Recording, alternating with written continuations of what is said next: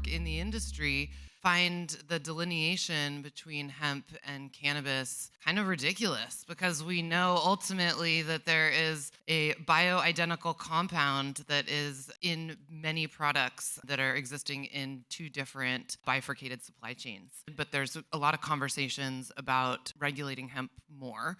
And what was being discussed yesterday was putting hemp into a 3-tier model. We're supposed to be talking about convergence and the idea of one state that has one model that's 3-tier, which is basically legally not allowed to be vertical, and then a medical market that is required to be vertical, is the opposite of convergence.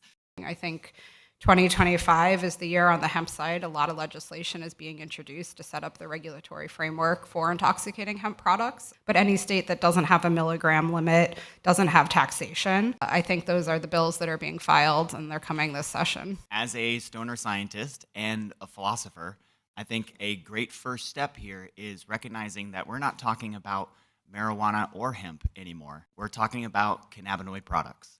And then when you put cannabinoids into a consumer product, what is that if not a cannabinoid product? They really deserve to be thought of and talked about as what they are. We are not talking about plants. Chemicals are not plants. Cannabinoids are not plants. Cannabinoids are chemicals. And when you put a chemical, an ingredient, inside a food product that hasn't been existing before, that's called a novel food. And these are novel ingredients, and they should be considered as such.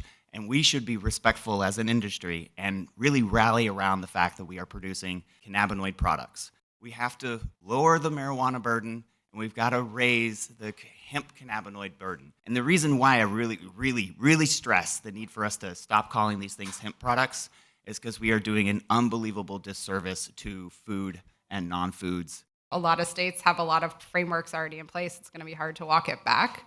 I think Minnesota's trying a little bit. There are laws from 2023 that are just now kicking in of having it regulated as one plant. But, where some states you have 4 different agencies regulating, it's going to be hard to walk that back under one umbrella. Where we see the biggest challenges and the biggest fights are the states that had established cannabis market. We seem to lump all cannabis products under one kind of regulatory framework on testing and labeling requirements and manufacturing, and we never looked at the actual products. One of the greatest examples to me that I use a lot is the dispensary model. There's really no reason why we have to look at existing marijuana or hemp frameworks. These are cannabinoid products and could probably use their own regulatory framework that allows source materials to come from either of those regulatory frameworks. And I think that the concept of looking at just THC, as if we use that as an example, and trying to create universal agreement across the industry and across legislators and regulators about appropriate dosing for different channels, be it open retail or dispensary channels, things that are being discussed at things like the Coalition for Adult Beverage Alternatives and other trade associations. How do we create a converged philosophy about the way that we approach cannabinoids and then try to integrate that into existing laws, because we aren't going to erase them?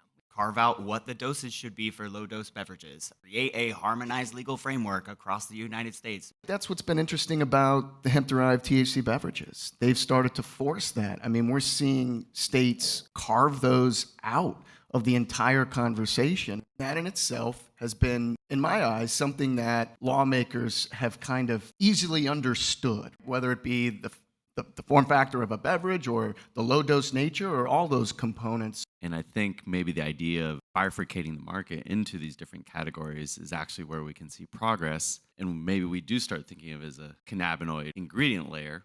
The FDA should be willing to kind of do that as well. It's like, we define cannabinoids. Here are the considerations, but we're going to look at it differently for every form factor. When we do that, and what we're seeing with these beverage-specific organizations is we can get hyper-explicit what we mean when we say low dose or standard dose packaging size. That doesn't translate to gummies and all these different form factors. I think that low-dose option is a great option. Creating access and understanding of the plant, allowing people to develop their comfortability with dosing themselves so it's not always a guess, should lay the foundation to have the opening up of the market in the future. So maybe low-dose cannabinoid products federally is the compromise that allows for high-dose dispensary channel. If it's a cannabinoid and you put it in a product, it gets regulated under the cannabinoid products framework.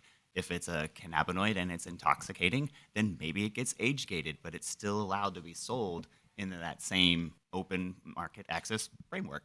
The beverages are a really interesting small piece here. I mean, states are carving them out, that utilizing the alcohol infrastructure. That's a product level approach. And, we're still in the beginning stages of that. So, like this concept that Uber came in and because it was unregulated, was able to displace the taxi industry is one perspective. The other perspective is that the taxi industry was ripe for innovation and that it was no longer serving the consumers in the way that they wanted to be served. And I think it's such a good metaphor because what we've seen with the proliferation of hemp, for better or for worse, in lieu of those regulations, we have seen consumers have access in a way that they never did with adult use. And we've seen consumers come into the market who are really enjoying these products that didn't feel comfortable in the regulated channels.